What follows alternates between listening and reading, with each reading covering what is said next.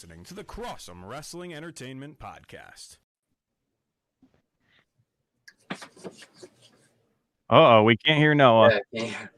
Good morning, everybody. Yeah. Or should I say early afternoon? You know, those COVID type of Zoom calls are calls that you would be on there, always on mute when you don't want to be, right? So, anywho, welcome to this episode of Cross'em Wrestling Entertainment. It is myself, Noah Cross, my best friend, Tyler Bard. We are joined by Joe, Dylan, and Kyle, who joined us on the last episode, and we all submitted our picks to see what type of matches, what outcomes would happen at AEW Full Gear, which happened just last night.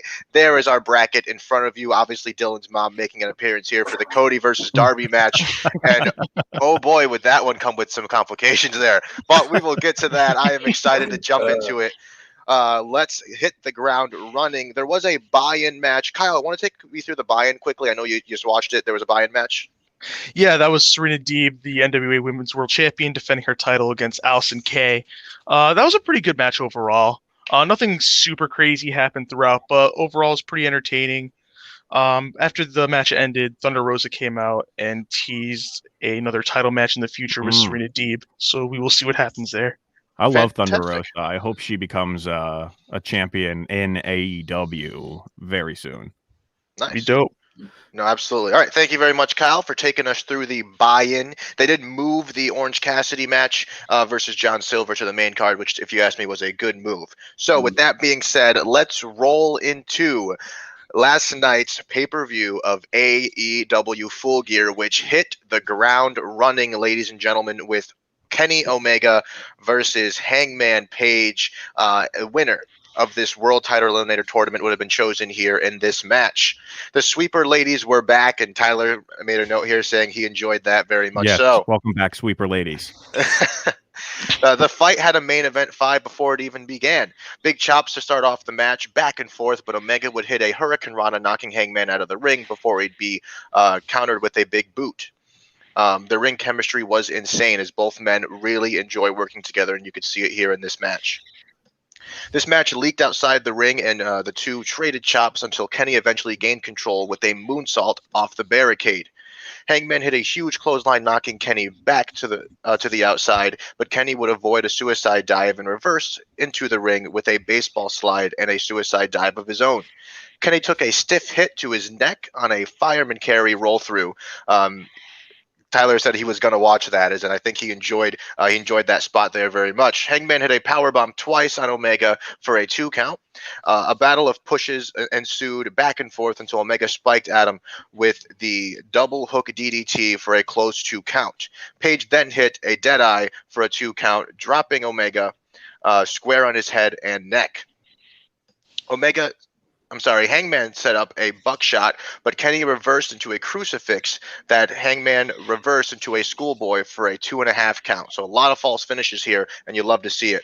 2 big triggers into a contested one-winged angel gave Kenny the 3 count victory, and Hangman fought until his very last breath. Oh my gosh, talk about starting a show. Tyler. My God, yeah. Tyler, take us through what your thoughts were during this match. This was so great, and I hate to jump right to the end right away, but there was a moment of the ending that I loved, and I wrote that note that said 2 V-triggers into a contested one-winged angel gave Kenny the 3 count victory. And by contested, I mean the whole time Hangman was up there, he's like, no, like he could feel it coming, and he's like trying to fight it off, but Kenny just had just that much more strength to get Hangman down for the count. And what an incredible way to start the night off. Absolutely. Kyle, what were your thoughts on the opening contest? I dug it. I thought it was really cool. It was really intense, really high impact. I thought that was cool. I do like that. I don't think that they totally went all out on each other, because they're going to meet many more times in the future. And I think leaving us wanting a little bit more from that match is exactly what they should have done. They did it, and I think it was really, really well done. Awesome.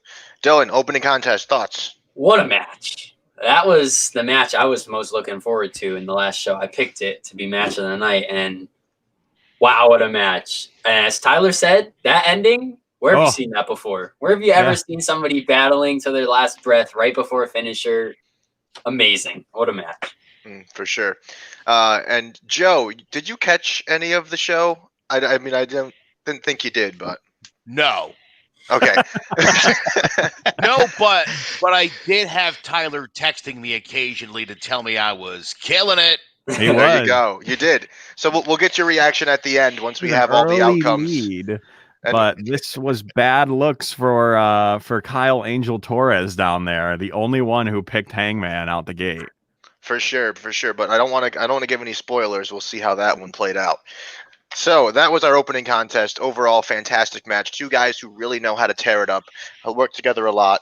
Really fun stuff. Our next contest of the evening of AEW Full Gear would be John Silver versus Orange Cassidy. Tyler, you want to take us through this one, my friend? Yeah, this was another match I think we were all looking forward to, but we all expected it to be a bit of a joke match almost, like just a few little spots and laughs and nothing all that great. But it actually ended up being pretty entertaining in the physical aspect of the match as well. So the entire Dark Order, minus Brody Lee, accompanied Silver to the ring, but left as OC came down to the ring with the best friends. So none of the friends or Dark Order stayed at ringside for this match. They let the guys handle it themselves. But Freshly Squeezed would not be outdone by gimmicks and immediately went to the shin kicks into the big drop kick to start this beautiful match off. For anyone who doesn't fully know, the shin kicks always get a great reaction from the crowd, and this crowd was no different. This crowd was so hype, and we're going to talk about them later in the night as well, because there were some moments where this crowd was super into it. But then, unfortunately, tragedy struck, and Silver ripped off Cassidy's pockets. So now he has nowhere to put his hands in the match. This had to lead to only enrage Orange Cassidy as the match went on. But Silver showed some strength, hitting some awesome chop-like kicks to Cassidy's chest while it's constantly flexing and showing off to the crowd. OC tried to gain momentum back, but Silver was too strong, reversing a spinning DDT into a suplex.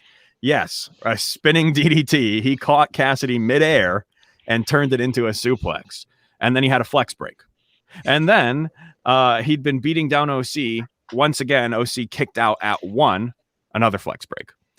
There was another spinning DDT from OC that was more epic this time as he didn't get caught, nearly causing a 3 count out of absolutely nowhere. Silver hit a one-armed gorilla press into a rope drop. OC regained control with yet another DDT, but it was not enough again. Flex break.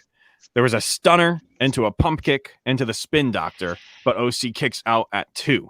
Silver lined up for a win, but OC pulled off a walk-off win with an orange punch into his finishing maneuver to clinch the win. I was shocked to see that outcome because it looked like Silver had it lined up almost the whole match. I just couldn't believe that they let it happen that quickly.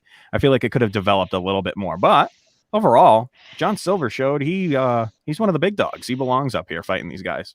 For sure, and I'd have to agree with that. Like we said before, we thought this was going to be a fun match, maybe a little gimmicky, and these guys went in there and had a damn good wrestling match. So, Dylan, what'd you think of this one? Before I talk about the match, can I just say how good John Silver is? Like John Silver, not only in the ring, but I mean, like this guy is so funny. Like on Being the Elite, he is so funny, and in the ring, like he was having his way, and it was awesome. I really like John Silver. Overall, the match, I was not expecting how it went, but it was great. Yeah, as Justin said, excellent match. I would agree. It was pretty freaking good. Absolutely. And Kyle, what'd you think of this one, my friend? Yeah, to echo what Dylan said, I'm a real big fan of John Silver. I think John Silver is incredible. Another guy I've been a fan of for a good few years, and he's insane. And one of the things I loved in this match, I'm pretty sure he did it twice. You said it's called the Spin Doctor, the spinning rack bomb. How many rotations he got on that rack bomb? You believe that? Yeah. Twice. He did it twice, and I lost it. How many times he just rotated with it? It looked nuts. It was so I believe cool. Taz coined, or not Taz, JR coined it the Spin Doctor. So I was like, all right, I'll go with that. I think I've heard them call it that before, but I think the way he did it this time, it was just crazier than any other time I've seen him do it. It was crazy. The match was great. Loved it. They're both incredible. Good stuff. And absolutely, this was one hell of a match. It was a great one, obviously, on this card. And it just was, if you ask me, this match, the one we're going to talk about next, and the first one, the action was non-stop. It was so fun. Joe, I know you love. Like OC. I was going to say, Joe, you love Orange Cassidy, your boy. How do you feel? Oh, I knew this had to be a really good match because it was one of the rare times during the night where Tyler didn't text me a blow-by-blow of what was happening. So I knew he was just super engaged. So I knew a good match was happening. Yeah, it was definitely one of the better ones. Very good. Very good. All right, well, fantastic. Next up on our evening here, we have Darby Allin versus Cody Rhodes for the TNT Championship. Oh my freaking gosh. What a match. I was excited about this one. As you all know, I love Cody Rhodes. I love Darby Allin. I was excited going into this one. I said it was going to be my match of the night. And, well, if you ask me, in my heart at least, it delivered, even though my man Cody, as we'll see here, didn't get the best affair. No, Tyler, were you going to say something? Excuse me really quick. Yes, because I know you didn't get to see this part live. You had to go back and watch it. So I'm not sure if you saw this part that was really important and really incredible before the match began. But there was a really awesome moment that we were all wrestling fans who are really into Cody Rhodes were waiting for this moment. And it was when Justin Roberts came down to the ring and said, "Cody Rhodes!" Yes. And got to fully introduce him with his full name, followed by the Cody Rhodes, Cody Rhodes. And they went nuts because finally Cody has his name back. Yes, absolutely. And that was an article or a headline that I saw over the weekend, I think Thursday or Friday, that Cody was going to be able to call himself Cody Rhodes again. And obviously here at Full Gear, they were able to re-debut his real name, and he can actually say it, which is always good to see.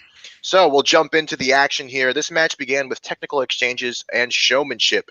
Cody is thrown out of the ring by Darby's reversals, throwing him into a minor fit.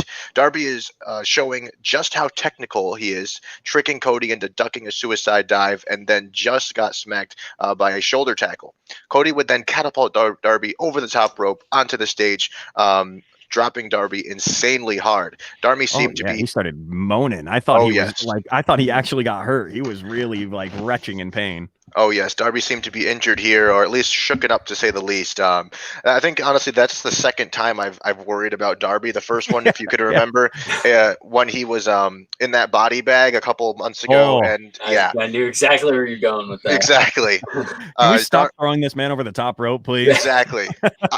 Onto the stage, nonetheless. Like, I mean, you would think there's not a lot of room for error because it's closer to the top rope, but he hits hard every time. Cody took full advantage of the injury to Darby's arm and beat him senseless, but Darby kicked out at 1. Cody hit a hip toss into an armbar, again focusing on the arm, then changing to a hammerlock and rolling him into a short 1 count. This match was very methodical, moving slowly as Cody just took Darby to school and beat the hell out of him. Cody would then be showboating, obviously, push-ups in the ring, showing that he is the true American Nightmare that we all know him to be. A huge avalanche shoulder breaker, and Darby would kick out. Cody missed a moonsault and ran into and abandoned a turnbuckle. Darby hits a destroyer for a wild near fall, briefly stunning the champion. Exposed turnbuckle by accident, Cody ran into it, and there was a near fall just after that. An avalanche crossroads off the top rope honestly took my breath away. To me, that was just over. I was shocked. But as the wrestling fans we are, we know that Darby was way too close to the ropes, and his arm would just make it underneath. A good move by the referee to spot that and stop the count at 2. Cody would set up for a moonsault, but Darby got sleepier on Cody. Cody climbs up the rope with Darby on his back, and they both fall down, throwing Darby outside, where he met a 9 count to climb back into the ring just before 10. Darby came back into a bunch of body slams by Cody over and over and over. Gorilla Press into a slam by Cody for a 2 count.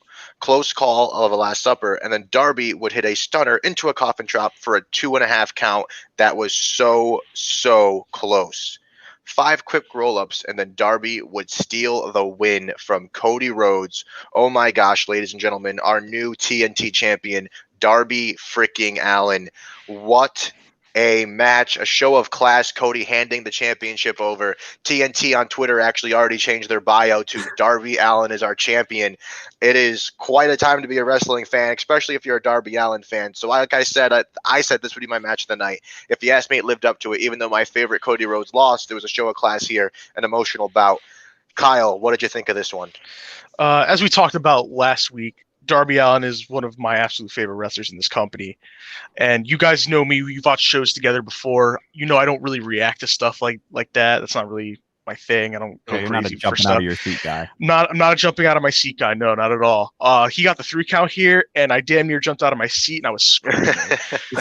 I was so happy, dude. I love Darby. Darby is freaking incredible. I think he's one of the best people on the entire roster. I'm so happy he's a champion in this company, and I cannot wait to see him kill it with that title. Absolutely. Tyler. Oh yeah, this was really fun. And at first, I don't know if you guys agree with me here, but it almost felt like Cody was just going to put him in the ground. He was really, in the beginning of the match, was beating the hell out of him. And we all have seen that Darby can take quite the beating. He's had quite a few matches where he just refuses to go down, and we keep thinking he's going to do it, and then he loses. His match against Mox was intense. He's had a few good matches against some of the other guys as well. But I am glad it worked out the way it did. I would have loved to see Cody retain because I picked him, but unfortunately that wasn't the case. Absolutely. Dylan, what do you think of this one, my friend? It was a great match. I'm not gonna lie, when he hit that avalanche crossroads, that was it. I thought for sure that's how you end the match. And I mean, to that point, Cody did dominate. So I was surprised they even hit that. But Darby, resilient as always, gets the hand under the rope. I also am a huge Darby Allin fan, and I only was introduced to him maybe a year or so before AEW was created. And my oh my, he's wrestling. Yep, that's exact. Yep, and he is. I've just watched him for now so long in person that it's great to see him succeed. So I'm happy for him. Yes, Bill is correct. That crossroads off the top rope was great. It was magical. Joe, you did pick this one right, my friend. I see your message here in our private chat. Congratulations. What do you think? Darby Allin, TNT champion. You called it. Well, yeah, listen, this was obvious from a mile away. For anybody who didn't pick this one correctly, it's hard to call yourself a wrestling fan. And here's why. And I think as you're living the match, and it sounds like Cody was beating the bejesus out of Darby. He was. How do these championship matches usually go when the one guy starts beating the crap out of the other guy? Tyler, you at that point, I hope you were like, damn it, I should have listened to Joe. I wasn't feeling great. Because unless it's Brock Lesnar beating the hell out of someone, it usually doesn't go in the champion's favor. That's the only time it usually works out. But no, I'm happy for Darby. Just disappointed in myself.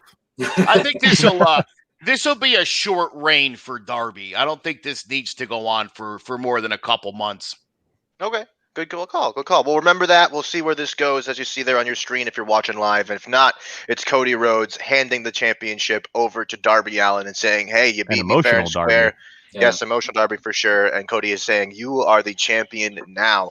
Just after the match, Darby would get brutalized by Taz, and Starks would come out and they would attack Darby Allin. Will Hobbs would make the save, as we've seen before. The recipe kind of stayed the same there, from his arm getting crushed.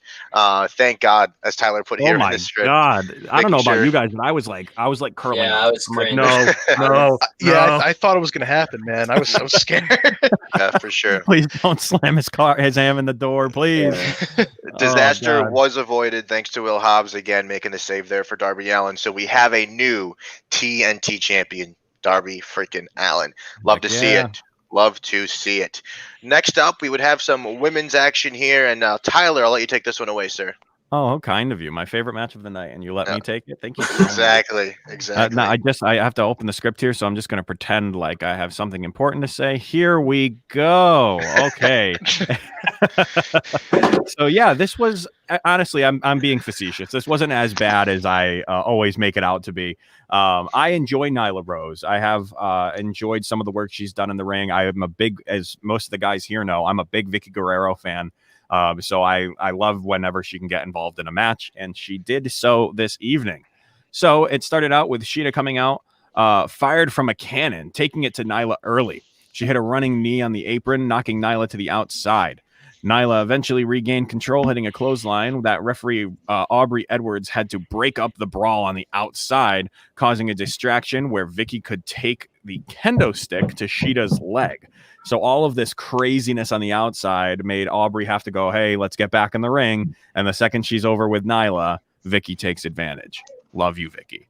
Nyla would use the ring frame to her advantage, bending Sheeta's knee backwards and then smashing it into the ring post. Nyla took full control, utilizing a ground and pound method where she could just take full control of that match. Sheeta met Nyla on the top rope, but avoided a senton after falling off of the ropes. Sheeta then actually hit a suplex on Nyla, which was pretty dang impressive. Nyla is one of the bigger performers for the women's division, so to have someone be able to lift her up over their head was a pretty impressive feat. Sheeta rallied again on one leg, climbing the ropes to stop Nyla from climbing, delivering a punt, knocking her to the outside and hitting a diving drop kick. Back to the top rope, she hit another drop kick for a 2 count. Nyla hits a big power bomb, but barely gets a cover for a 1 count. Avalanche Falcon Arrow pulls Nyla up at 2, which, what are you doing? I don't think Nyla was about to kick out. She literally hits a Falcon Arrow off the ropes and then is like, you're not a heel. Why are you pulling up Nyla's head? Like you have this one match, this match won, but whatever. She goes down to the ring. Vicky gets involved again, which is at the point where I thought Nyla was going to maybe win this match off of a distraction. But there was another kind of broken Falcon Arrow into a face kick where she kicked out at 2 again. A flurry of kicks and knees secured the Sheeta win, though. Vicky came in screaming as the match finished and slapped Nyla across the face for not gaining the victory. That's how this wrapped up. A little lackluster, if you ask me. Yeah, I'd have to agree there, Tyler. I thought it was a little lackluster as well. The kickouts by Nyla towards the end weren't really kickouts. That was one thing I noticed. I mean, wasn't really impactful. When you look at the kickouts in any other match, it's a big match. You're trying to win a championship, and you're going to do a little more than just roll over. I don't know. This match just didn't do it for me completely. Yeah, she better be careful, or she's going to go to Impactful. Whoa, okay then. Wow, shots fired here on Crossroad Wrestling Entertainment. Dylan, take us through what your thoughts were on this one. First of all, yeah, I want to agree with what you said with those kickouts. I swear she just rolled. It was never puts the arm up, kicks out. It was very just lackluster kickouts. I mean, I picked Nyla because Vicky was there. I thought maybe this was the end, but every time I think Sheeta's reign's going to end, it doesn't. So I have no idea where they're going with this. That's why I stopped picking against her. Yeah, I mean, I guess Britt Baker has to be the one to take the title, right? That makes sense. Dylan, it has to be her. Dylan, I knew I asked you to be on the show for a reason. That's got to be what they're leading up for, right? They had Moxley have this title reign so Kenny can do it. Now this is the same. Just making Britt seem even bigger. I don't know. Yeah, that's my thoughts. Gotcha. Kyle. I have a very hard time getting into Nyla matches. I don't think she's bad, and I think one day she'll be very good. But I don't think she's up to par with pretty much the rest of that roster. They have incredible women in that roster that they, for whatever reason, don't use to the fullest extent that they should. It was very hard for me to get into this match. It wasn't awful, like they were saying. It wasn't the worst match. I was mildly entertained, but there's plenty of other people on the roster other than Nyla that could be in that spot and have better matches. But as I said, I do think that she has potential to be really good. I just think she needs more time, but she shouldn't be in this spot. I think that's just me though. Okay, no. I got you. That was good. Joe, what do you think? You picked Sheeta. She won, but usually happens. What do you think of the big retention here? I think I said beforehand I thought this storyline was stupid. I think someone had even suggested it kind of run its course. Clearly, it had, and I don't think that's what you're looking for in AEW. It seems like they had been putting some focus on the women, but this was a horrible match. Not that I saw it, but just from the feel I'm getting from the room. Here's the other thing I would say about these two. When I was a kid, the women's champion was the fabulous Moolah. And you guys know who that is? She's a Hall of Fame wrestler. Well, here's the thing, guys. Nobody cared about women's wrestling until Wendy Richter came along and beat her. And then that eventually turned into Tori Wilson and Trish Stratus. And, well, need I continue? I think the ladies champion has to look good. I think that's important. You know, just like I want the heavyweight champion to be Rip. It can't be like, you know what I'm saying? You can't be like a big doughboy champion. That nobody wants that. You know what I mean? Dare you, sir? Nobody wants that. You want that. Kevin you Owens want that says, because you want to be the respectfully champion. disagree. Kevin Owens says, "Go screw yourself." Yeah, that's No, Big fair Show enough. begs to differ. Joe, I'd have to agree. And no matter which division, no matter who you are, you want your champion to look good. I mean, that's what you want. They're your champion. That's supposed to be the pinnacle of that division. And if they can't have that strong storyline, that strong storytelling with whoever their opponent is, it's ultimately going to lower the value of that championship. So, I mean, I agree with what you're saying. Does anybody here care about Sheeta? Was anybody glad she won? Was anybody like, yes? I mean, other than because we picked it? No. I mean, what a horrible match for a pay-per-view. I'm a big Sheeta fan, so I'm gonna have to really disagree with you there. I think Sheeta's incredible. I think I can get behind something that Joe is saying, though. You want your champion to look the part. I get that, which is why I'm glad for the other brand in WWE that the briefcase is no longer on this man.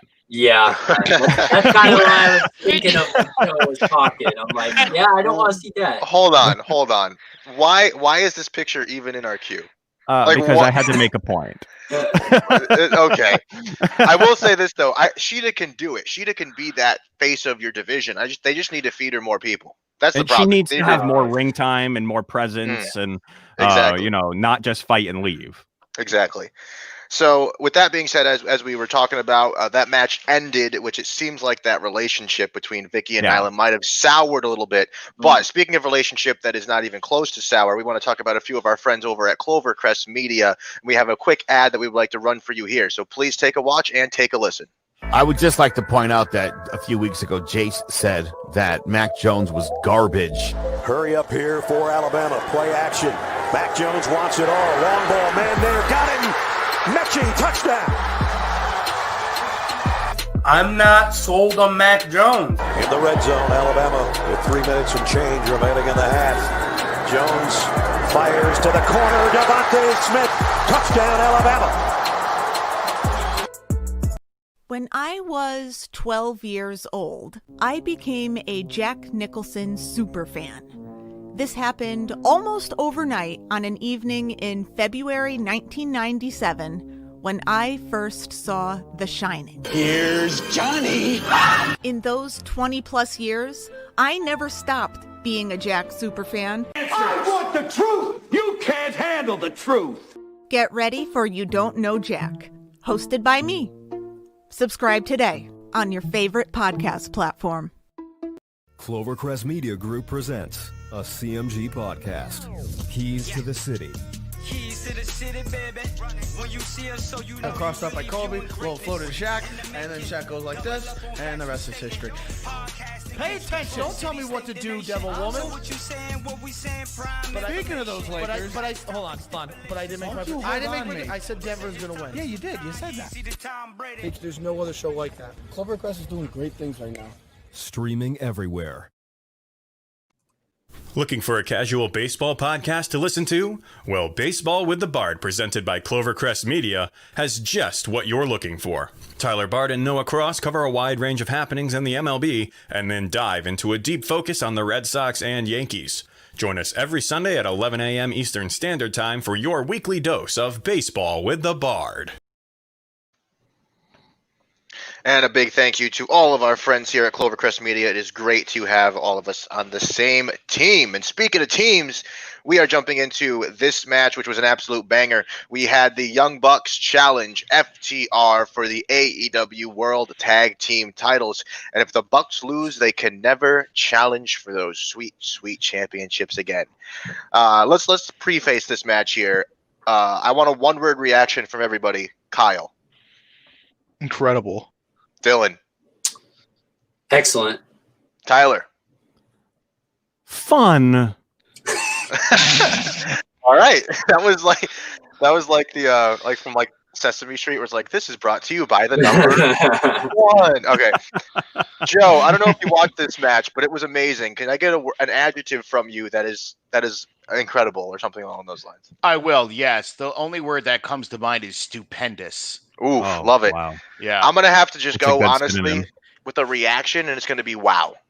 My reaction will be wow here. So let's take us through the action here of this amazing tag team match. Listen, don't mind my hot take right in the beginning there. No. We're good.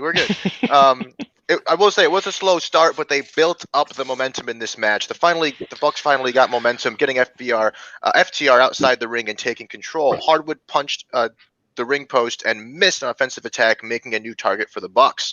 A volley of missed moves caused both teams to be down and out briefly. Hardwood had head to the ringside trainer to be taped up for a potential broken finger or a cut on his hand.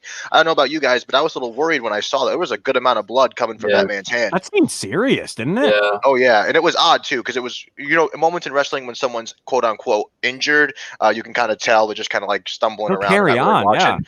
But he straight up ran to the doctor, and the doctor was literally taping his hand, and they even showed it.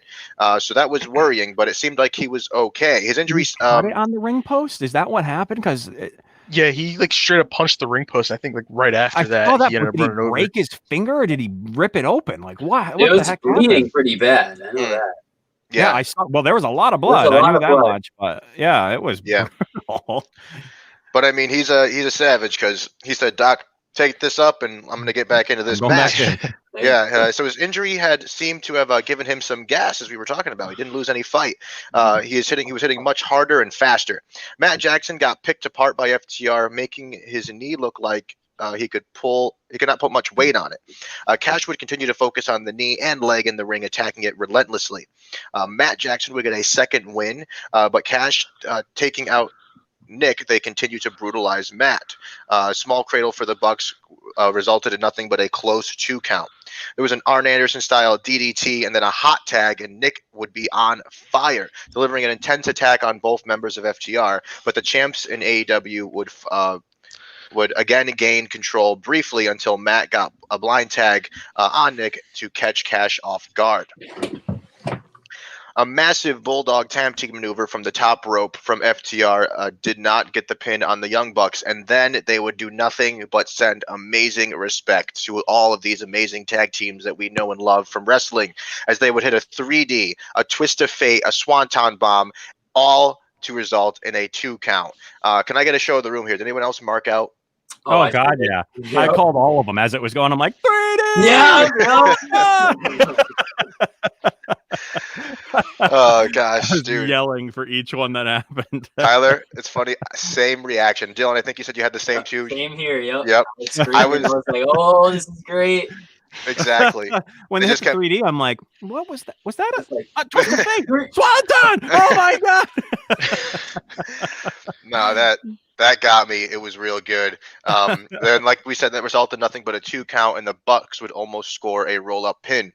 FTR back to throwing jabs, and the Bucks responded accordingly. FTR tried to copy DIY and do their signature finisher, which, can I say, Tony Schiavone even said DIY on AEW television. Yeah. That, to me, that was a big deal. Okay. Yeah, that was the move that got me. I lost for that. Yeah, Like, Kyle popped for the announcer call. Let's hear. No. I popped to the move. Oh, okay. He said the Fair thing. enough. He said the thing. It's like when they say the name of the movie and the it was like, oh, he said it. Exactly. FTR tried to copy DIY, as we said, but nobody can make it look as good as they did. That only resulted in a 2 count. A sharpshooter locked in both, but Matt's leg isn't strong enough to hold that move in place. Hardwood's hand kept bleeding a lot, and you saw he was begging Nick to leave it alone as they kept attacking the injury. A V-trigger and resulted in a 2 count, and Cash was basically saying, not today, as he would kick out of that move. A mindbreaker would then be hit, but Matt would get the break on the ropes. Dax hit a huge inverted figure 4, and then Nick would dodge Cash, who went for a 450 splash. Bro. Yeah. What? Yeah, who would have thought? Yeah. What? We're going to go for a 450 splash, which resulted in a close 2.5 count on Dax. There was a super kick from Wheeler. Again, what is happening? Excuse me? That soup. Can I just say? No. I thought he killed him. Like that. He kicked his mouth off. Vicious super kick, which again from Wheeler or even Dak, you're just like, what was that? And then he would go for a springboard 450 splash. Oh my lord. He would miss, come up dry. Matt would hit a huge super kick, and they would pin him for the win, making the Young Bucks our AEW World Tag Team Champions. What a freaking match. I was struggling to choose. If I had to choose a favorite between Cody and Darby and this one, I'm not going to lie. I have to choose the tag match. These guys absolutely killed it. And that finish when you can Wheeler, tell I was excited because the capital letters, and it's a mess. The script is real messy because I'm like, oh my god, I can't keep up. I can't. Exactly. So much is happening.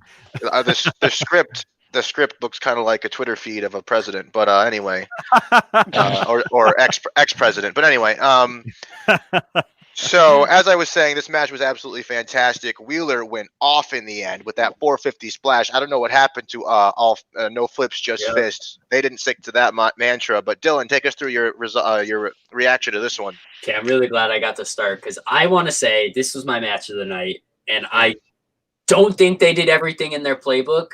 So I definitely think we're going to see more of this, and I'm all for it. These guys could wrestle every pay-per-view, and I'd be invested every single time.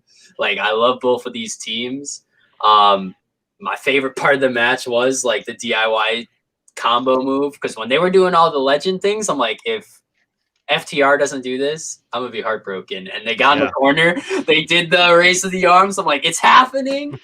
I marked so hard for that. I'm not even going to lie. The match was so good. It delivered on everything. I'm talking years of build, and literally, I loved every second of it. It was great. And this rivalry got the Bucks into Hot Topic. Back when they were like the first indie wrestlers to get some shirts in the market. This rivalry of these two, even though FTR or the Revival was in WWE at the time, their Twitter war got them a little bit relevant on that scene. And then suddenly, here comes everyone. The Bullet Club, all of them suddenly have T-shirts. Even though Revival was with WWE, they can kind of take a little bit of credit for indies going a little bit mainstream. No, for sure. Kyle, take us through your thoughts on this amazing bout here. I predicted this would be the match of the night, and it seems as though everybody agrees. This was the match of the night. It was absolutely incredible. Probably, I don't know if this is recency bias or not, but it might be one of my favorite tag team matches of all time. That was incredible. Oh, wow, okay. I love this match. I thought it was just insane. I don't have much more to say about that. It was so good. No, for sure. Joe, you and myself predicted FTR was going to take the win, and the Bucks were going to have to suffer this really tough stipulation, but we got that one incorrect. What are your thoughts? Well, kudos to AEW for not making things any more complicated on their writers than they needed to. Amen. And you know what? I have to say, I really was looking forward to talking about this match. Just because I know how passionate you guys are about these teams. Both of them, yeah. And I mean, look, we've been doing this show a long time, and I don't know much.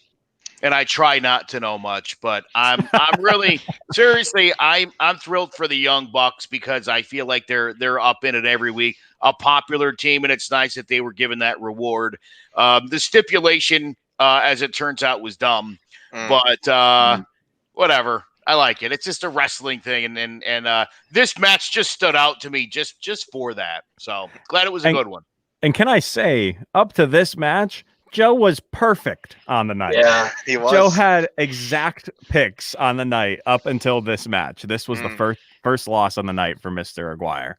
Absolutely. Again, kudos to AEW for throwing an old legend like me off my game. I didn't see it. I thought they had me with that. I thought I was like, I see what you're doing. And you know what they did? They flipped out at a 2.5 count. So nicely done by them. The right team won here. That's exciting for AEW. For sure. And speaking of picks, really quickly, I saw that Dylan's mom is actually watching. We already talked about the Darby and Cody match, but Dylan, I just want a quick take. How do you feel that your mom got that match right and you didn't? I just know I should never bet against my mom, you know. She was marking out in the corner. She was like so excited when you won. And really? I got a snap from your mother. Yeah. He entered the ring. Like, here he comes. And like, listen, and like, don't get it twisted. Like, I was as happy as she was because like I love Darby Allin. I just didn't see him winning tonight, and I was happy. It was great. Oh, for sure. I see comments. Here we go. There she is. There it is. Yay, Melinda. Oh, gosh. For our audio listeners, that was Melinda Dillon's mom commenting, "That's right," with a bunch of exclamation points as we showed Darby Allin with the TNT Championship on the screen here. So, all right. Well, good job there. I just wanted to go to that one. Sorry for ribbing you a little bit there, Dylan. Had to use it. She went perfect on the night. Maybe she's the champ. I don't know. Oh, okay. Fair enough. Yeah, right. Fair We're going to include the comment section next time. Kyle, what's the next pay-per-view for AEW? Do we know? That'd be Revolution. Revolution, that's correct. Thank you. Dylan, we might have to get picks from your mom for Revolution. Yeah. Full picks. All right. So, we want to jump into this one first? All right. Oh, did I go wrong? Did I have it in the wrong order? No, you're good. I was going to go with Sammy, but let's do this one. Oh, Tyler, yes. Yeah, absolutely. Tyler, that please take us through. Me. Yes. I needed to be the one to talk about this. Sorry, I got carried away. Can I say though, Tyler, I was going to take Sammy and Hardy so I could give you this one regardless. Oh, okay. So. And honestly, Noah, this was not on purpose. This was completely, I scrolled too far. Oh, no, you're good, homie. I know you're really excited to talk about MJF. I am. So, I'm always very excited to talk about MJF. Take it away, sir. It's your show now. Yep. So the match started out with the back and forth that these matches of the Goliath start with. They're like, boo, yeah, of just the punch for punch. That ended with a clothesline from MJF. The action immediately spilled outside of the ring quickly. Jericho would grab the camera as he does and film MJF on the ground. That's Jericho's staple. He loves grabbing the camera from the cameraman and giving his own perspective on the match. Jericho would go for the Judas effect on MJF, but would hit the ring post instead. Both men would then exchange bites. Yes, bites. Jericho would hit a big Frankensteiner after a flurry of top rope fists. The men would go back and forth with those fists for once again coming blow for blow in this match. MJF would then lock in the Salt of the Earth. Jericho would roll through and lock in the Walls of Jericho. MJF would hit a code breaker, which disrespectful. MJF, I love you. Never ever do that again. He'd hit a code breaker and then a heat sealer for a close 2 count. Jericho would pop up and hit a code breaker of his own, and Jericho would go for a Judas effect, but MJF would reverse it into the Salt of the Earth. Then out came Wardlow, and we all knew what was coming next. He brought out MJF's diamond ring, but then Jericho would grab a bat. MJF pulled his best Eddie Guerrero impression and pretended to be hit by the bat and fell to the floor just in time for Aubrey Edwards to turn around and notice that it looked like MJF had just been hit with this baseball bat. As Jericho was trying to prove that he had done nothing wrong, he would be rolled up by MJF for the 3 count. Jericho and MJF would then hug, and Jericho would welcome MJF to the inner circle. Wow. This didn't go as extraordinarily as I may have hoped it would go. I thought this could have been main event caliber, and it really just felt like another mid-card match on an episode of Dynamite. It was a lot of fun. I enjoy that this is going to keep going because now we see the two of them having their arms raised by the respective rivals. So I'm excited to see where they go with this moving forward. I don't know if you agree with me, Noah. No, I mean, in the sense of the style of this match, I would definitely agree that it wasn't as amazing as it kind of was built up to be. If the Sheeta and Rose match had a build that this one had, I feel like we might have had a little bit more momentum going into theirs. And I would say this one, it just had a huge build and not a lot of delivery. So I was a little disappointed by that. I'm not surprised, to say the least, though. I do think at the end of this, we're going to see Wardlow and Hager go at it. They don't seem to be liking their new setup with the new members. Yeah, they were staring at each other. Oh yeah, a lot of tension there for sure. So I mean, with that being said, I don't know. We'll see where that one goes. Yeah, staring at each other, and Hager just got. He's a week and a half off of an incredible fight where he got absolutely bloodied and beaten, but still won. So that is a bad man right there, and Wardlow better look out. No, absolutely. Kyle, what'd you think of this one, sir? I'm in the same boat where I was kind of disappointed by this. This was a match that when both men got signed, this was kind of a dream match for me. I was very, very excited. Obviously, Jericho's Jericho. MJF I've been watching for a good couple of years before AEW was a thing. And I loved the dynamic of how their characters worked, how they did promos, every segment they did. I always enjoyed that. I do think that we'll get at least one other match out of this eventually. So maybe that'll be better. But I was kind of disappointed by this, unfortunately. No. You're agreeing with the rest of us, sir. Dylan.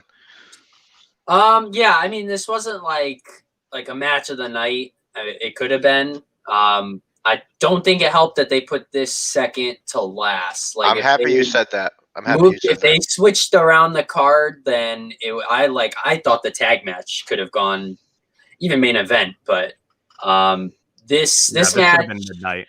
Yeah, I think I'm really happy that MJF won because this whole dynamic is going to be very interesting to see on Dynamite every week. Probably not more musicals. But anything these two do, they touch and it goes gold. So I'm excited for that. Good stuff. Joe, I know you didn't watch this one, but I don't know if Tyler talked to you about it. Any feelings on this match? Did I pick this one right or no? 10 seconds. Hold on. Joe had. I believe so. You had Jericho. No, Joe, you had Jericho. No? This is where you screwed up. Yeah. This is where you screwed up. No, all right. Let me be fair. I remember saying, and I don't want to have to pull the videotape, but I did say that I thought it was possible MJF could win, but then he would immediately quit the Inner Circle, which obviously isn't how things panned out. Well, that was my prediction. Yeah, I think I stole that after you said it. But listen, because I have zero knowledge. Listen, I don't like Chris Jericho, and I never have. And I'm sure that hurts everybody's feelings. I'm sorry. Shh. Let him talk. I was never a Jericho fan. I'm glad listen, I will say this. I respect him a lot as a wrestler. I was just never a big Jericho fan. I'm glad he's on AEW. I think he brings the name and the notoriety that they need to be what they are. And he's a huge name. And that's the reason why this match was placed where it was, because it doesn't make sense otherwise. But again, I think it just goes to show how smart AEW is with Jericho, and the things that you could build anybody up through Jericho. And from what I've seen, they've done a pretty decent job of that. Okay. I'm gonna go around the room after. Joe, please finish. My final thought is this: MJF is a good man. And he needs to be in the Inner Circle. You're forgiven. You're forgiven. What do you want from me? What do you want from me? Everything is forgiven. You ever come at Jericho again? Yeah. You ever come at Jericho ever again? Didn't come at Jericho. All I said was, listen carefully to my words. I was not a fan of Jericho. It doesn't mean I don't like Jericho. I don't respect Jericho. It doesn't mean I don't see the value in the name Chris Jericho. He's become a pop culture guy. He's even surpassed wrestling. So, that's great for him. He was never my guy. Put it to you like that. I love Jericho. I think he's great for AEW. So don't misconstrue what I said, All Tyler. right, all is forgiven. Thank you. Fair enough. I love All him right. now. Good stuff. Well, hey, Dylan, I wanted to talk about a quick point that you made with how you said that you thought this match should have went in a different spot. Because I thought that last night when I saw that it was going to co-main event, I said to myself, really, like even before it started, and then afterwards, it was even more solidifying that it shouldn't have been in that spot. I think even if they switched the match we're going to talk about next, like the Sammy and Hardy, with that match, it might have been even a little bit better because we would have had high expectations for the Chris Jericho match, and then it kind of didn't really do it. Sammy and Matt Hardy, it's whatever. So, and then we had the main event, which is supposed to be the cream of the crop. So I feel like that would have been a better ascension than kind of, it was a little bit wonky to say the least, at least in the booking of the order here. So next we'll dive into a match we skipped over. This actually happened before the Jericho and MJF match. And I don't know how your guys like this match or not. I'll say if we didn't talk about this, it wouldn't hurt my feelings. What? Yeah. I kind of want to talk about it, but. So Sammy Guevara versus Matt Hardy here in the Elite Deletion match. The match started out with Sammy pulling up to the Hardy compound in a golf cart, obviously that said Spanish God on it. So, okay, the golf cart. And Hardy would squish that golf cart with a monster truck. The match would go through the woods and end up to an outdoor ring that was conveniently set up at the Remember, Hardy this is okay. I didn't think you said that. This is at the Hardy compound. You didn't start with that. Yes. The Inner Circle would run out to help Sammy, just seemingly coming from somewhere in the compound. Nowhere. They must have been hiding there for a few days because the security there is top notch. Hardy would then be relieved by a private party, and then Hardy would light up some fireworks. And I put a question mark after this one because when this happened, I was like, "What is going on?" Like winning is going on, Noah. I'm like, "What is happening?" Sammy would grab a firework of his own, and the two would have a firefight. No pun intended here, shooting what looked to be Roman candles at each other. Massive Roman candles. Yeah, yeah. So when he hit Sammy in the ass, I was like, "Oh God!" That hurt. No, like he was shooting him at him. He was shooting him at him. It was nuts. Hardy would then hit a twist of fate on Sammy. Then Gangrel would show up to keep Matt from throwing him into the pit of the Lake of Reincarnation. Thank you, the Lake of Reincarnation. What was some reactions here when Gangrel would pop in here? I mean, Tyler, take us through your thoughts. But we have other cameos. We'll talk about those. Yeah, let me just say, I completely missed that. I happened to look down at. I must have been texting Noah or something because I was like, "Hey Noah, can you take over?" or something like that. And I look up and Gangrel's in the ring. I'm like, "Wait!" So I had to go back a second and see what the hell happened and how did I miss that.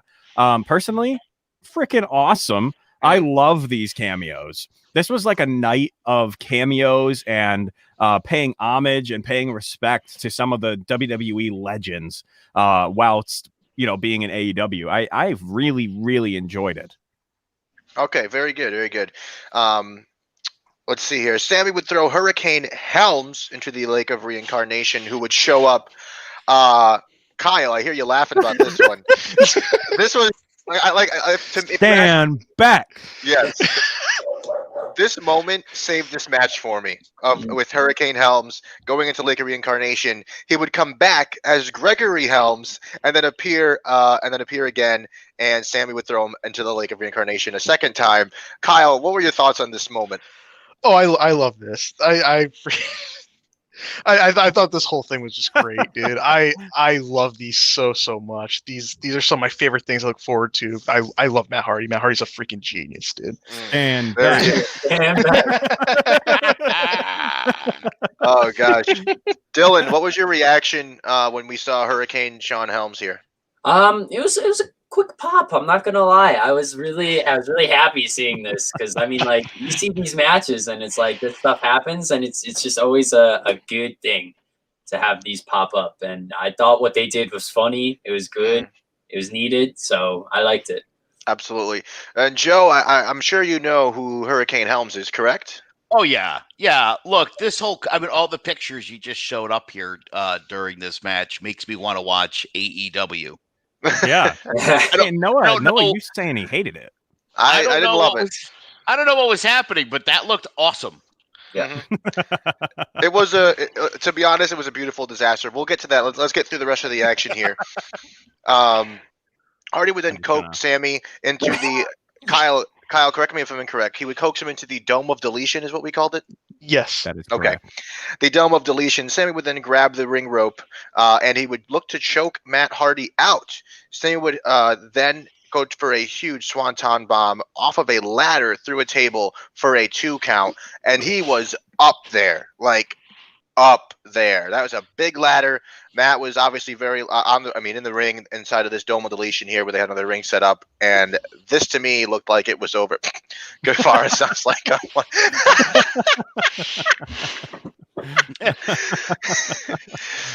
Guevara sounds like a moisturizer. Thank you, Jared, for sharing. Gangrel, honestly, if Jace, Jace from the Hard Hitting Wrestling Show put up Gangrel and the Hurricane. If you were to tell me we were going to see those two at AEW Full Gear, I'd tell you were insane.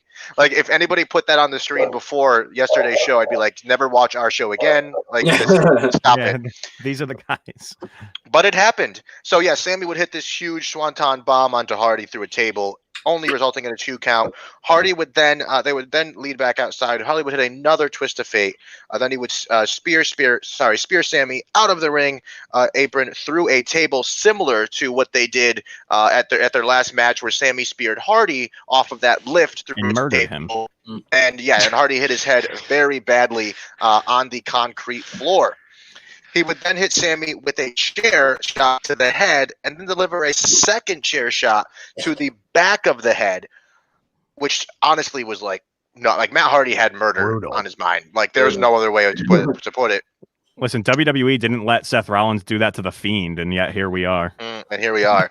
After that second chair shot to the back of Sammy's head delivered by Matt Hardy, he would pin him 1, 2, 3. And obviously, we would pop a little bit of the bubbly afterwards and celebrate. So, as I said before, I had a controversial opinion. And this match was okay. It was good. I thought it was a little hokey at some points. The fireworks were kind of odd to me.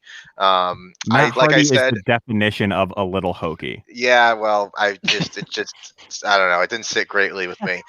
I really enjoyed the Hurricane Helms and Gregory Helms. The Gangrel thing was all right. When they got back inside, that was awesome. The headshots to the chair with the chair, those were nuts. Yeah, this was brutal. Oh yeah, it was a brutal match. It didn't. Watching the earlier of this match, it didn't seem like it was going to end this gruesomely. But Joe, you said before you saw these pictures and you were like, dude, what's going on? Take us through what you think now after we got through all the action here. Look, I think Matt Hardy is just a legend. And again, he's just one of those guys. You can do anything with Matt Hardy. It seems to me that Matt Hardy has always been the kind of wrestler who's really done for anything. And when you look at the way that guy lays his body out there and has been doing for a really long time. Again, for AEW, I think it's guys like Matt Hardy and Chris Jericho really that get people like mine's attention. So brilliant here. Again, just some classic Matt Hardy stuff. Sammy Guevara, obviously, a fun guy who sort of has Matt's abilities, and I would assume, not knowing anything about these guys, that probably looks up to Matt a little bit. Yeah. Oh God. Yeah. For sure. So again, for me, just having Matt Hardy on AEW is a win, and to be able to get him to do, I know that in Tyler's brain. Because he's covered up on the screen by Hurricane Helms here. He thinks he's him. See how it's laid out right over where he's sitting? In his brain, he's like, yes, hey, have you ever seen me and Hurricane Helms in the same place at the same time? You know what? I haven't. I can't say I haven't either. Isn't that a coincidence? I can't say I haven't either. Well, speaking of that, Tyler, tell us about how you maybe had a part in this match here. Tell us your thoughts afterwards. How I had a part in this match? Well, you said you were Hurricane Helms, so that's why I was just going. How I had a part in this match. Yes. Hold on, let me get in character. I was very excited to be a part of this match. I got a call from the mower of lawns. And gosh. I wrote him in, and he parked me in the back, and we were in the chamber, and that's where he stayed. There you go. All right. Yeah. So take us through your thoughts of the action, Ty. Yeah, I really enjoyed this match. And as anyone, I also appear on the Hard Hitting Wrestling show from time to time. I've been very, very critical of these cinematic matches. But this one was a lot of fun because it really kind of just felt like it was a cameraman following a ridiculous fight. It didn't feel like there was too much put into it production wise, except for a bunch of light men and a bunch of cameramen having to work in a dark wooded area. But technically very fun. Lots of comedy. We had the guest appearances. We had the heavy hitting. We had the big match, the big oh my god moment inside the ring, or the oh my god moment when he did a swanton bomb off the top. Very, very, very good match. I would give this 4.5 stars. Good stuff, Dylan. I like the match. I might be one of the few people who think this, but I think they should have done a little more editing for the cinematic match. I felt like it was too live. It was just, like as you said, it was just like the cameraman following him around. Yeah, it felt like a bar fight. Yeah, for me personally, I like when these cinematic matches, they have like more into it. It's more like a movie feel, and that's kind of what I expected. Not taking away from the match, I laughed. I thought some of the extreme moments are great, and I think the most important part about this was all the callbacks they did, the fireworks, the Senor Benjamin at the end. Oh yes, that's right. You had the mower of lawns was in the background. I saw that. All these rings that we've seen all these before. It was really great seeing all this, and I was like, oh my god, it's that. And then it's Matt Hardy is so good, and when they announced this, I was like, it has to be here, and it was, and overall, it was great. It was a great experience. Kyle, this was very close to my favorite thing on the show. Very close. I mean, I've been watching these since Matt first started doing these, and like I said earlier, I think he's a freaking genius. Just everything in here is just the utter wackiness and all the stupid everything. I love this stuff. And I was sitting there the entire time just laughing with a smile on my face, almost in tears because I was laughing so hard at some stuff. It was so good. And again, at the very end, seeing Senor Benjamin probably got the biggest pop for me too. Like I love that. It was so good, man. I love this stuff. Good stuff. Well, yes, as we said, I know there were some parts of it I enjoyed, some parts I was like, okay. But in the end, left wrestling fans happy, so that's what's important. And that brought us to our main event of the evening, a clash of two titans, two guys who in their own respects are champions. Jon Moxley would defend his AEW World Championship against Eddie Kingston. Oh boy, what a match. And they hit the ground running with major blows. Both men would trade forearms to start the match. Mox would throw Kingston out of the ring and toss him all over. Mox would grab a barbed wire bat and go in on Kingston, hitting him in the midsection multiple times. Kingston would be opened up in his mouth area. He would be very bloodied around his face. Did he bite his tongue? Did we know what happened with that? That was a lot of blood. Yeah, I didn't see exactly what it was. Yeah, so that was the second time that there was an instance, obviously, this evening, where there was real blood happening. It looked like someone actually was We knew injured. that was coming. Oh, yes. Especially in this match, yeah, that's for sure. And with these two guys, too. Kingston would take barbed wire, wrap it around his fist, and punch Mox repeatedly in the face. And this, to me, was like, bro, why? Like, that must hurt.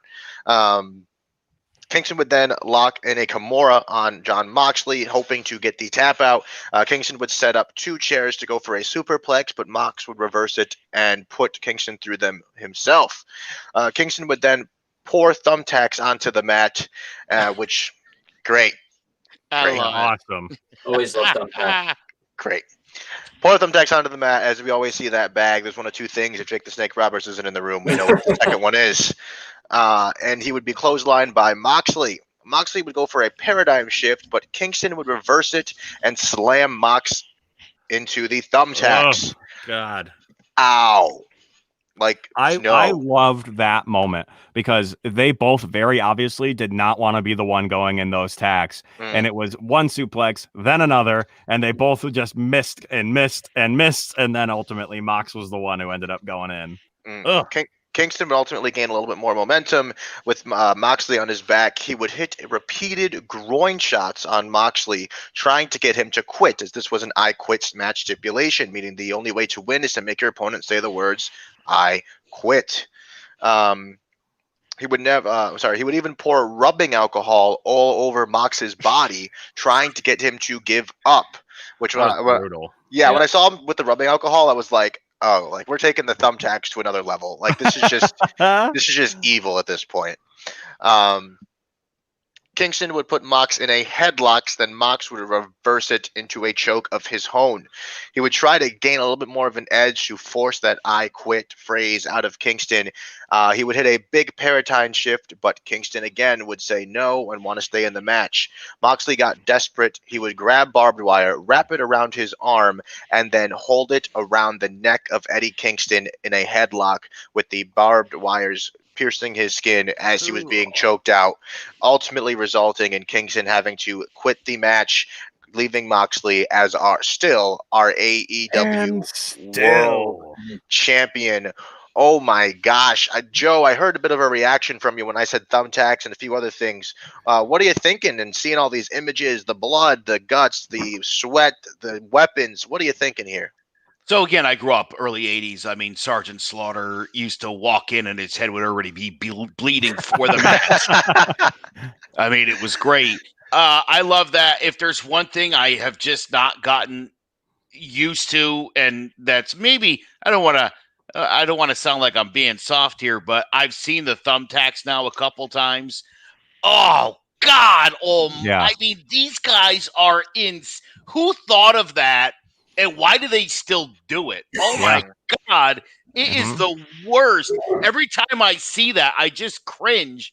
You know, I mean, I love wrestling and I make fun of the fact that wrestling is fake, but that's not. There's nothing to fake in that. I mean, it just goes to show, again, when I was talking about Matt Hardy and these guys that are willing to like destroy their bodies for your entertainment, to not be able to appreciate how great these guys are, how athletic these guys are. You know what I mean? It just, but God, man, I could never do it. I couldn't do that for $10 million. You couldn't suplex me on attacks. You got to watch Chris Jericho's interview on Inside the Ropes when he's talking about him and Mox back in WWE, talking about a tax spot that Vince finally let them do.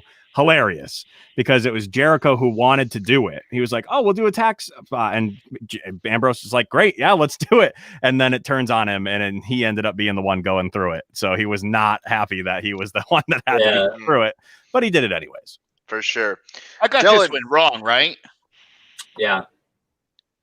I thought Kingston was going to win, right? Yep. Yeah, I think I thought. And you convinced me. Well, right. So now let me ask you this. I mean, because I'm an idiot. What do I know? What happens to Moxley now? Is he out or what? No, Moxley won. So Moxley's the champ still. Kingston quit.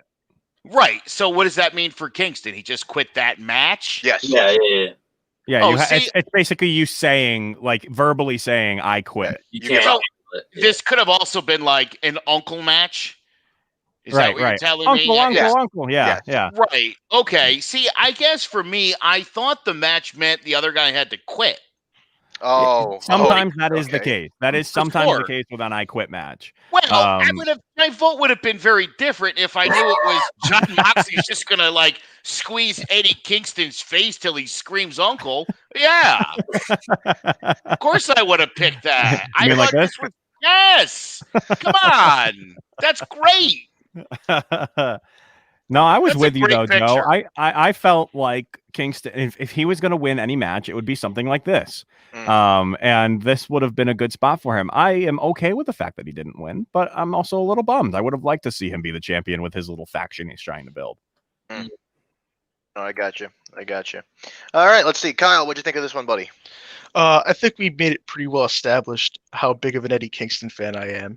and I was watching this match very much like they had me a few times.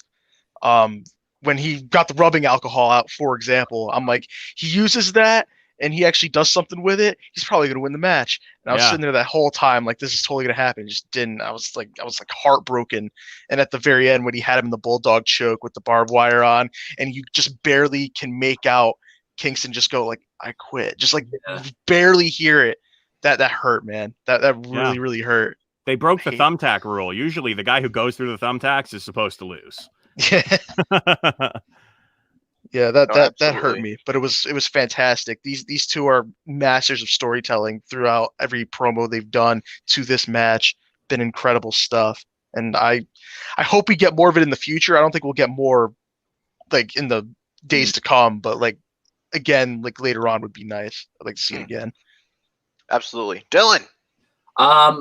This match really performed like higher than I expected, because for me personally, you look at this card, this match isn't like my number one, like I'm so excited for this. You got like a stacked card and I'm like, this is the main event, and it's like I'd rather see other matches. Now it was great. I liked it. The hardcore aspect, which you knew was coming, both of these guys, they performed incredibly. The things, just as you guys said, the things these guys put their bodies through just for our entertainment. And I mean, there's 1,000 people in the crowd, maybe. You're not getting as huge as a reaction as like a packed stadium. So, I mean, they're even still. Yeah, exactly. They just putting it out there for us, and major respect to both of them. Great match. And yeah, I picked Moxley to win it. It made sense that he did. So there you go. Tyler. I was winning all night. I was in first place all night, and then who was it that lost? When Cody lost, it became a three-way tie for first, and that was going into the end where we all had picked Hardy. So I'm like, oh boy, coming down to the main event, so we're gonna have a champion tonight, and it did set up a championship opportunity for two people. But overall, I really enjoyed the match. I'm glad it went the way it did. I think Mox is a good champ, but I would have really liked to see Eddie as champion. But it's okay. I'm not that disappointed. For sure. No, I guess I think I do agree with Dylan's take, is that it was a good night. I enjoyed it. Obviously, it was the main event. There were definitely other matches that would have left that bigger of a boom at the end of the show than this one. But ultimately, I think the finish was badass. And I'll say this: Uncle Anthony described it as that. As you all know, I talk about Uncle Anthony a lot. He said that finish was badass, with the barbed wire around the arm, around the neck of Kingston, and Moxley securing the win there. So that was great. And that leads us into our bracket. Can we put up the final bracket there? As you see, Kyle is the winner of AEW Full Gear, got the most matches correct. In fact, the only match that he got wrong was Kenny versus Adam Page. So he started off poorly and recovered. And that was it from there, though. He got it going, picked up momentum, and did not stop running. But all of us had a really good night. I think the most we got wrong was 2 matches each. So yeah. Kyle won, and then everyone else tied. Technically, we all tied for 5th. Isn't that how that works? No. You get the higher. Oh, do you take the higher? Okay. I mean, we can pat ourselves on the back. Good second, job, 5th doesn't matter. I still won, and you all lost. So. There you go. That's true. If you ain't, there's a wise man who said, "If you ain't first, you're last." Yeah. So there you go. Overall, good show, Tyler. Yes, we're gonna close the show here with Hurricane Helms over the screen. So Tyler, give us your overall reaction to the show and your rating out of 5, because we're marquee wrestling fans. Absolutely loved this show. This was, in my opinion, one of the best pay-per-views they've had yet.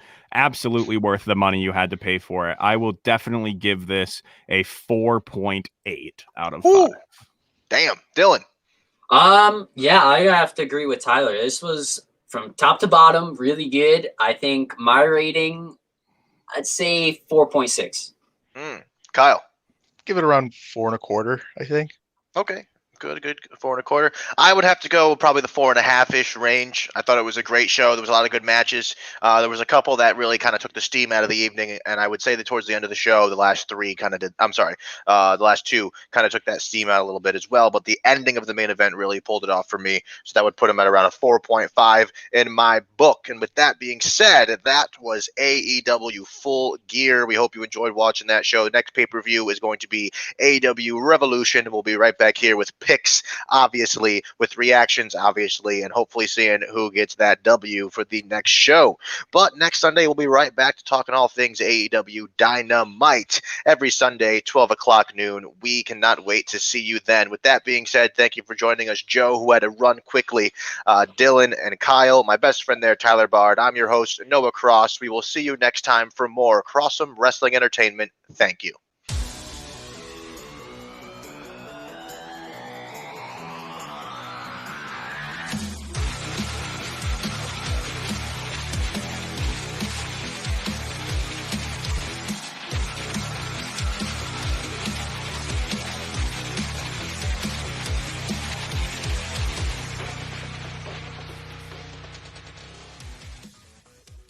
You're listening to the Cross'em Wrestling Entertainment Podcast.